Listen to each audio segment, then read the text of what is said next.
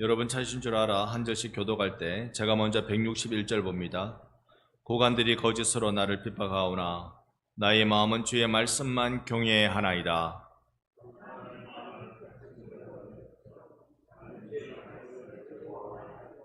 나는 거짓을 미워하며 싫어하고 주의 율법을 사랑하나이다.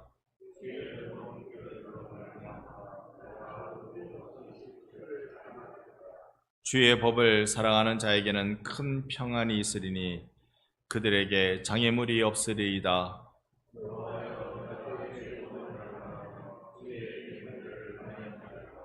내 영혼이 주의 증거들을 지켜 싸우며 내가 이를 지극히 사랑하나이다. 나의 모든 행위가 주 앞에 있음이니이다. 아멘. 할렐루야. 아멘. 오늘 이 예배의 자리가 우리 주님을 만나는 구원에 마르지 않는 은혜를 경험하는 자리가 되기를 간절히 소원합니다. 여름이면 우리 휴가를 떠나는 경우가 종종 있습니다. 그리 거창하게 휴가라 하지 않더라도 산속에 계곡에 물을 담글 수 있으면 참 좋을 것 같습니다.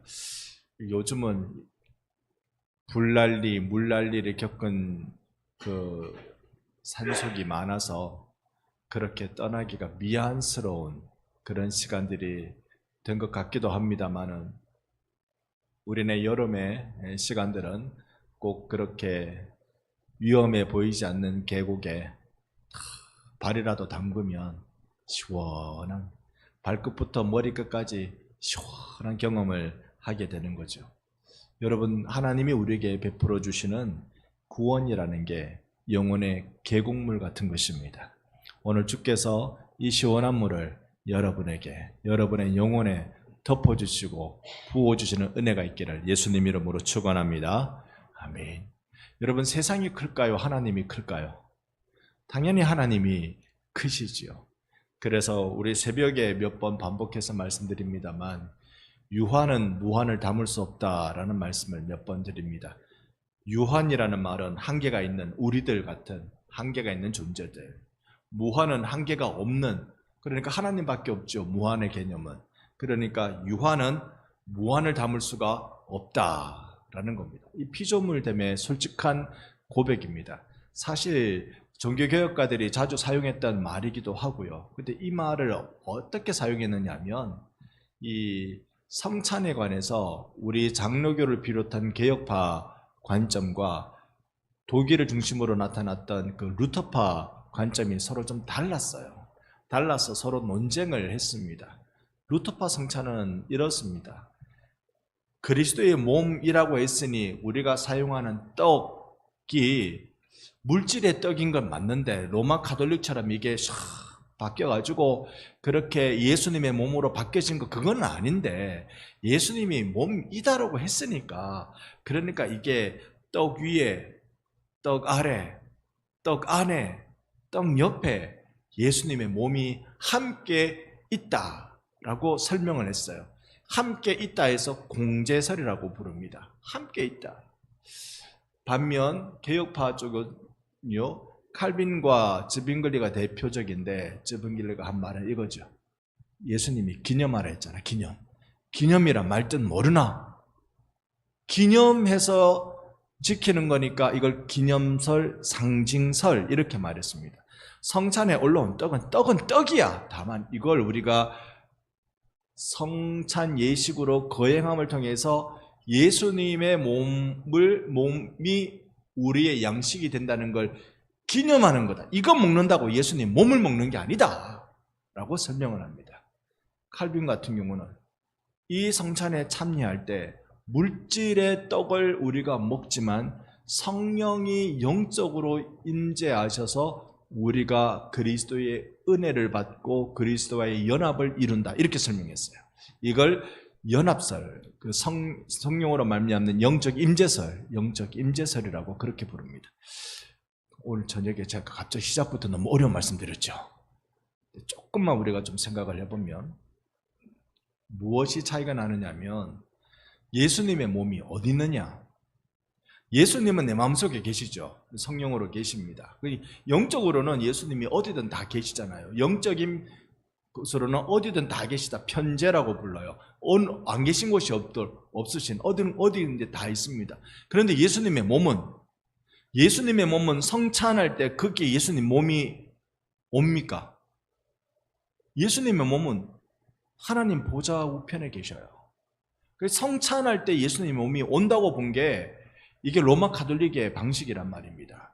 그러니까 루터교도 이 비슷한 말, 비스무리하게 이야기를 해버린 거죠. 개혁파가요, 장로교를 비롯한 개혁파는 그거는 아니다 라고 말하면서 말한 명제가 유한은 무한을 담을 수가 없다. 우리가 사용하고 있는 이 성찬, 이 떡이 예수의 몸을 담을 수 없다라고 말한 겁니다. 근데 이걸 우리가 좀 확장해서 이야기해 보면, 물론 여러분이 지금 저를 보는 얼굴은 당최 이야기가 무슨 얘기인지 모르겠다고 하시는 얼굴로 보시는 건 아닌 것 같아요. 제법 이해하셨어요. 그때 이제 우리가 이렇게 한번 생각해 보죠. 내가 알고 있는 하나님, 그건 하나님이 나에게 보여주신 만큼 알잖아요.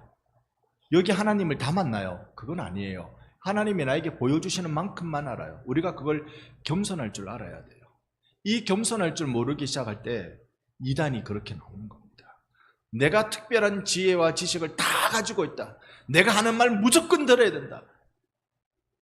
한국은 원래 이단 천지의 나라입니다. 지금도 내가 예수라고 떠들어대는 사람들이 제가 30년 전에 신학교에서 들었는데요. 대학교에서 들었는데 내가 예수다고 떠드는 사람들이 50명이 넘는답니다. 내가 예수다. 그래서 이단의 교주되면 떵떵거리며 잘 살죠. 유한은 무한을 담을 수 없다. 달리 말하면 유한한 우리는 무한하신 하나님의 쓰임받는 종일 뿐이다. 우리에게 겸손을 말씀해 주고 있으신 겁니다. 오늘 161절 말씀을 보면 이렇습니다. 고관들은 거짓으로 나를 핍박하오나, 그러니까 세상의 권세는 나를 핍박하지만 나의 마음은 주의 말씀만 경외하나이다. 세상이 무섭습니까? 말씀이 무섭습니까? 여러분 어떠세요? 세상이 무서워요? 말씀이 무서워요? 여러분 말씀이 더 무겁게 여러분 가운데 느껴지는 은혜가 있기를 소망합니다. 말씀이 무겁게 생각되어져야 돼요. 여러분 어릴 적에요, 여러분 아버지가 무서웠어요? 국민학교 선생님이 무서웠어요? 누가 무서웠습니까? 근데 저처럼 눈에 힘 잘 못 주는 아버지, 이놈 소리 한번 제대로 잘 못 해보는 아버지는 애들이 아버지를 만만하게 보는 수가 있어요. 용돈 내가 다 주는데, 저것들 필요한 거 내가 다 해주는데, 지금도 오늘 집에 좀 늦게 들어갈 것 같은데요.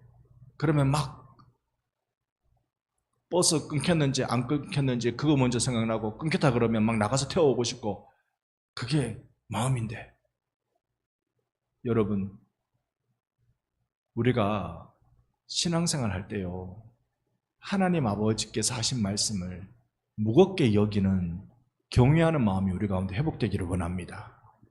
이 마음은 세상 고관들이 나를 핍박할 때 이놈 너 이렇게 하지 말라 했지. 제가 오늘 사도행전을 읽었거든요. 그러니까 예수님의 제자들이 그 예루살렘의 당국자들에 의해서 예수 전하지 말라 했지, 예수 이름 그 이름으로 말하지 말라 했지. 그럴 때 이들이 만약에 당국자의 말을 무겁게 여겼다면 우리 없을 때 얘기하자 이랬을 건데, 이들이 당국자 앞에서 뭐라고 말했는 거 아니?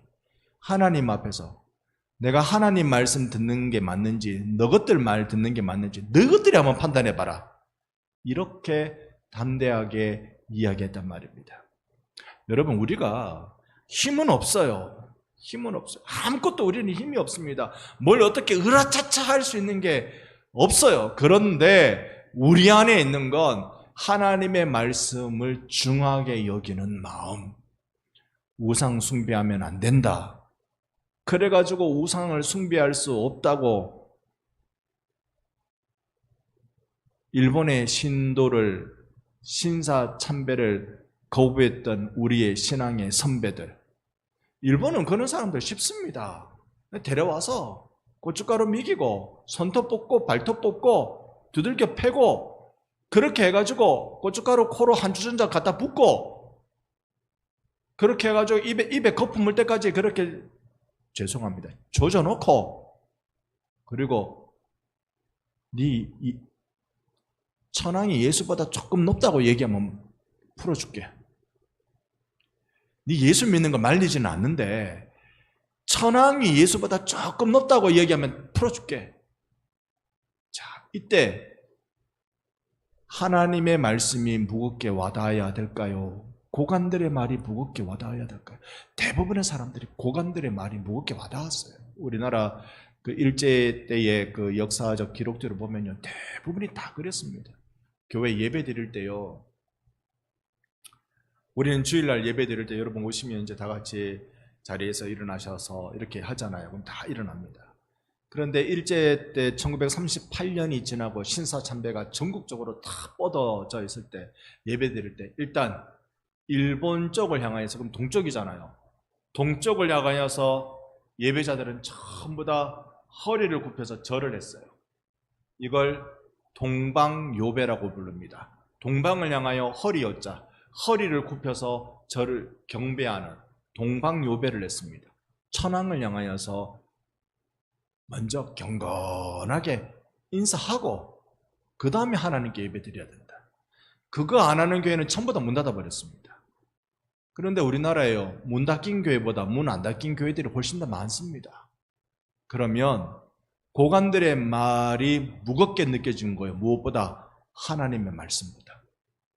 우리의 지금의 신앙생활도 사실은 같습니다.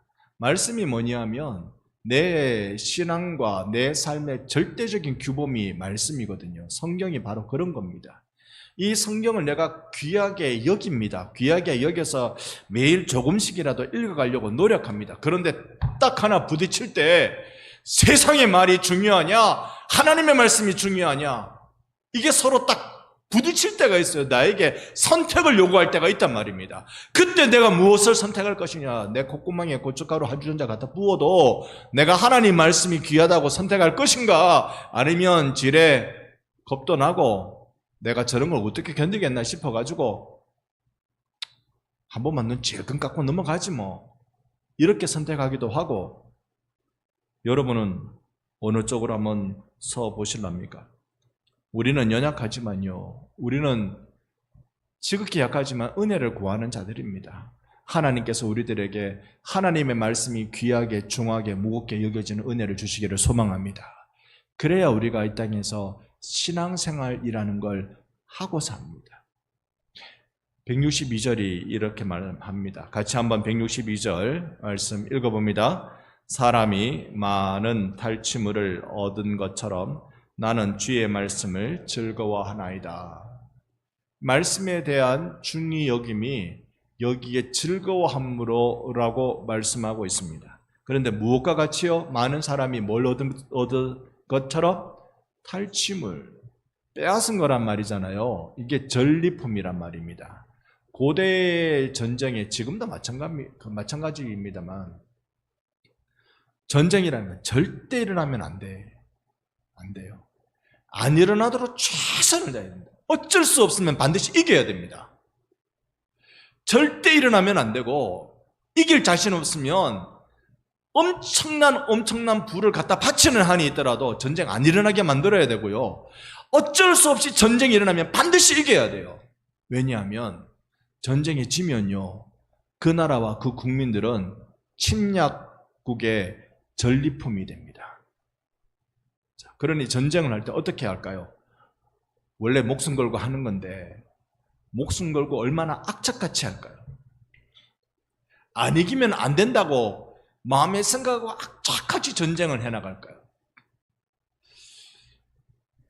스위스라는 나라가 그 종교개혁기 때까지 스위스가 무엇으로 유명했느냐 하면, 지금이야 스위스 그러면 시계로 유명하고 이런 거였잖아요. 그 당시에는 시계라는 것도 없었고 무엇으로 유명했느냐 하면 용병으로 유명했습니다. 전쟁이 일어나면 우리나라 군사가 모자라면 외국의 군사를 사오는 겁니다. 그런데 외국의 군대를 사오는 게 아니라 퇴역한 군인인데 전투를 잘하는 군인들, 전투력에 따라서 가격이 달라지겠죠. 이런 군인들, 이런 부대들, 사병들을 이렇게 다 사오는 겁니다. 사와서 우리를 위하여 전쟁에 참전해라. 그러면 그 사람들은 돈을 받고 전쟁에 참여하는 용병이 되는 겁니다. 스위스 사람들이 용병으로 많이 갔어요. 워낙 산악지대라서요, 울그락불그락 스위스 남자들이 잘하기도 잘해요. 잘하는데 지금도 스위스의 루체른이라는 도시에 가보면요, 사자 이 상을 조각해놨는데 쓰러져가지고 등에 활 맞아가지고 이렇게 쓰러져 죽어가는 사자상을 그려놨습니다. 이게 스위스가 루이 16세인가요? 그 왕의, 프랑스 왕의 용병으로 스위스 사람들이 많이 갔는데, 그 당시에 프랑스 왕은 겁이 나가지고 용병을 이 나라에서도 사오고 저 나라에서도 사오고 막 사왔습니다. 그런데 모든 용병들은 다 도망갔는데 마지막 최후까지 자기를 보호해주겠다고, 자기 나라 왕 아니잖아요. 돈 받고 지금 일해주러 온 건데 끝까지 포기하지 않고 이 남의 나라 왕, 용병으로 왔지만 남의 나라 왕을 위해서, 지키기 위해서 단 한 명도 도망가지 않고 끝까지 지키다가 다 죽은 용병들을 기념한 상이 스위스 루체른의 이 빈사의 사자상이라는 제목으로 그렇게 조각되어서 기념하고 있습니다. 왜 그런지 아세요? 죽을 것 같으면 도망가면 되잖아요. 돈이 그게 뭐라고?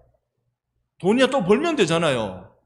죽을 것 같으면 도망가면 되는데 그렇게 도망가지 않고 끝까지 목숨 걸고 싸웠던 이유는 스위스란 나라가 워낙 산이 많아가지고 농사를 잘 지을 데가 없답니다. 그러니까 전부 다 밭처럼 돼 있고 논이 잘 없는 거예요. 뭘 제대로 된 곡식 농사를 못하니까 그들이 늘 고민이 배고리를 해결하는 겁니다. 그런데 배고리 해결하는 제일 돈 많이 버는 일이 용병으로 가는 일이더라고요. 그들이 용병으로 가서 용감하게 싸우는데, 이거 질전쟁 뻔한, 질전통계 뻔해요. 여기 그대로 있으면 몰살당하게 뻔합니다. 그럼에도 끝까지 있었던 이유는, 만약에 우리가 여기에서 도망가면, 우리가 여기에서 피하면 유럽 사람들이 다시는 스위스 사람을 용병으로 쓰지 않을 거다. 그러면 우리 고국에 있는 내 처자들은 어떻게 먹고 살란 말이냐? 우리가 여기서 내 고국에 있는 내 나라 사람들을 위해서, 내 처자를 위해서 마땅히 끝까지 용감하게 싸우다가 죽어야 된다. 그러다 다 죽었어요. 전리품이 그런 겁니다. 전쟁에서요, 그냥 와 이겼다, 다 내 거, 간단한 일이 아닙니다. 여기 이 전쟁에서 지면 끝이다. 그러니까 나라는 절대로 전쟁이 일어나면 안 되고, 전쟁이 일어나면 반드시 이겨야 돼요. 아니면 큰일 납니다. 우리나라는요, 비겼지 뭐. 휴전. 우리는 휴전했잖아요. 비겼습니다. 자, 이 시인은 하나님의 말씀을 뭐라고 여긴다고요? 전리품으로 여긴다고요. 이걸 조금 더 한번 풀어볼까요? 이 말씀 지키기 위해서 눈물 흘리고 땀 흘리고 피 흘려서 이 말씀 지켰습니다. 말씀 지킨 게 나의 전리품이라고 얘기하는 거예요. 이 말씀 지키기 위해서 내 생명을 걸었던 그 삶의 흔적 하나하나가 하나님, 내가 주님 앞에 말씀 지킨 것이 내 삶의 전리품입니다 라고 고백하고 있는 거예요. 목숨 건 신앙생활입니다. 우리는 어찌 이 시인의 마음을 이해할 수 있을까요? 이 시인이 이렇게 162절을 고백하는 이 마음을 우리는 어떻게 이해할 수 있을까요? 하나님께서 우리에게 은혜 주시기를 소망합니다. 163절 또 같이 한번 읽습니다. 나는 거짓을 미워하며 싫어하고 주의 율법을 사랑하나이다. 아멘. 이렇게 주의 말씀 지키는데 전심일 때 내 속에 일어나는 거룩한 반응이 뭐냐면 거짓을 미워하는 겁니다. 그게 거룩한 반응입니다. 그래서 우리는 말씀과 기도에 정말 집중해야 됩니다. 이 은혜를 받지 않으면 내 안에 거룩한 반응이 나오지 않아요. 좋은 게 좋은 거다라는 반응이 나옵니다. 좋은 게 좋은 거다. 이 말하는 저 자신도 실수하고 잘못하는 거 많습니다. 하지만요, 주님 앞에 또 은혜를 구합니다. 말씀에 더 집중하게 하여 주옵소서. 더 주님 앞에 간절히 매달리게 해 주옵소서. 그러면 내 안에 거짓이 미워지기 시작합니다. 거짓을 미워하며 싫어하고, 거짓의 아비가 사탄이고 마귀거든요. 그러니까 이 세상에 일어나는 모든 거짓된 일들은 사단이 조정하고 마귀가 속이는 것이거든요. 그러니 우리 거짓을 미워하고 싫어해야 하는 것입니다. 언제요? 진리를 사랑하면 사랑할수록 더욱더 거짓이 싫어지고 미워지기 시작하는 겁니다. 164절, 오늘 시간이 많이 가서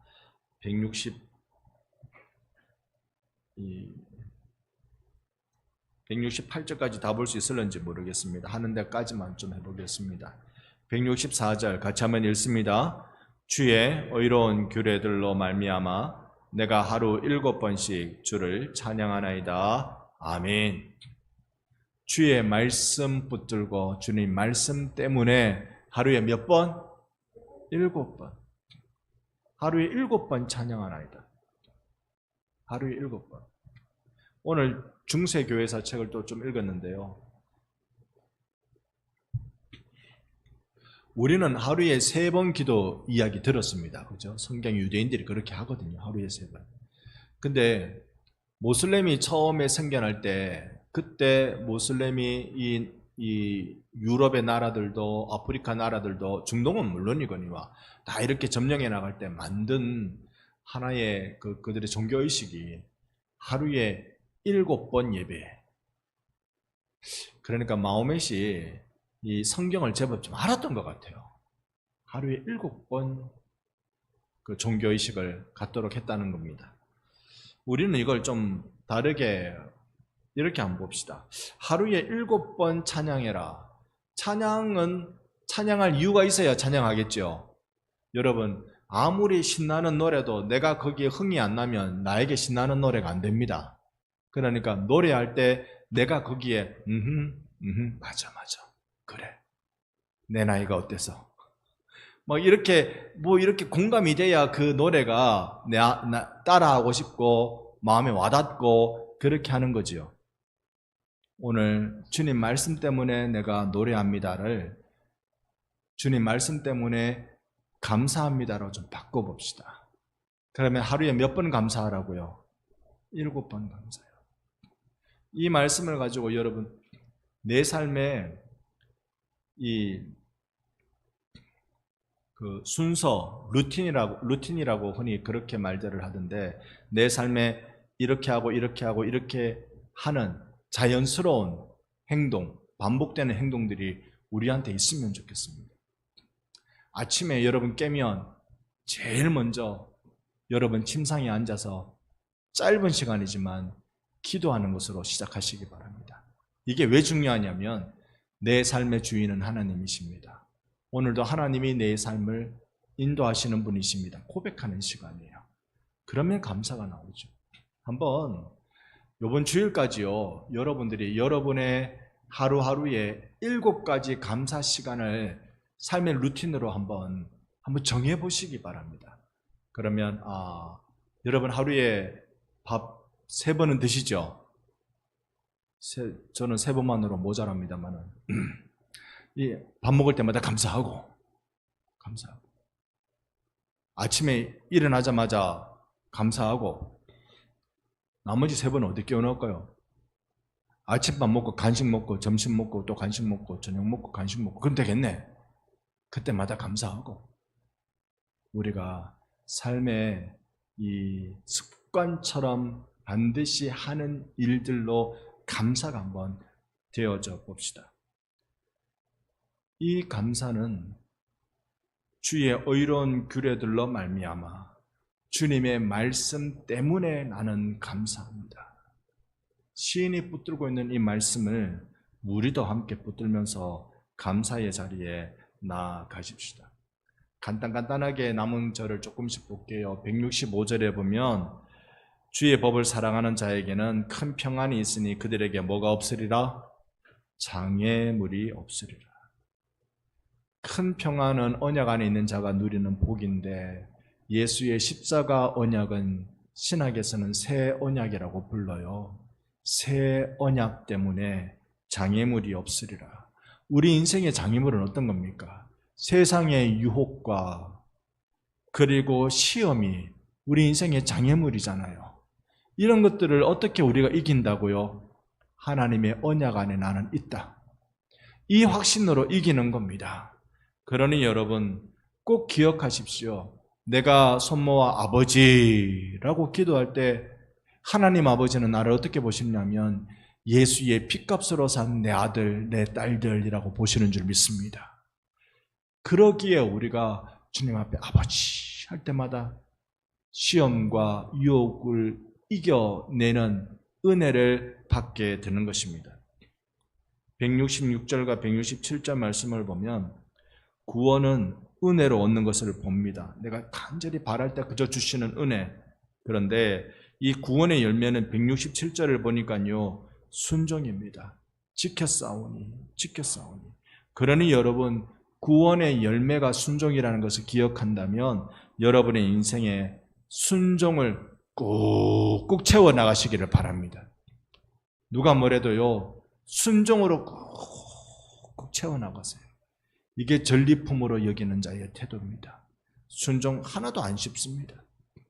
순종 안 쉽습니다. 왜냐하면 하고 싶을 때 하고 하기 싫을 때 안 하면 그 순종이 아니기 때문에 그래요. 순종 하나도 안 쉽습니다. 그러나 질서를 세우신 하나님 앞에 그 질서에 서 있는 자의 말을 들어 여러분 순종의 자리로 나가야 될 것입니다. 마지막 168절은 함께 읽어봅니다. 함께 168절 읽습니다. 내가 주의 법도들과 증거들을 지켰사오니 나의 모든 행위가 주 앞에 있음이니이다. 아멘. 하나님 앞에 있습니다. 내 모든 행위, 내 모든 삶이 하나님 앞에 있습니다. 이게 제가 나온 학교의 표어입니다. 코란데요. 하나님 앞에서. 환경보다 여러분 말씀을 두려워하는, 말씀을 의지하는 여러분 되시기 바랍니다. 말씀을 목숨 건 전리품처럼 소중하게 여기시기를 바랍니다. 그 말씀 묵상하고 순종의 자리에 나가는 것이 여러분의 인생에, 저의 인생의 본분인 줄로 우리 깨달읍시다. 감사라는 우리 삶에 반복되는 일들을 만들어 갑시다. 하루에 7번 감사하기 한번 해보자고요. 코람데오의 회복, 이런 것들을 통해서 우리는 구원이 마르지 않는다는 걸 경험하게 됩니다. 시원한 계곡물에 발을 담그면 발끝부터 머리끝까지 맑아져 오는 것처럼 여러분 예수의 은혜에, 말씀의 은혜에 내가 영원히 닿으면 진정한 감사와 회복이 일어나게 될 터이니 여러분과 제가 온전한 감사의 자리에 나아가 하나님 앞에서 귀하고 복된 인생 누릴 수 있는 성도 되기를 예수님 이름으로 축복합니다. 아멘.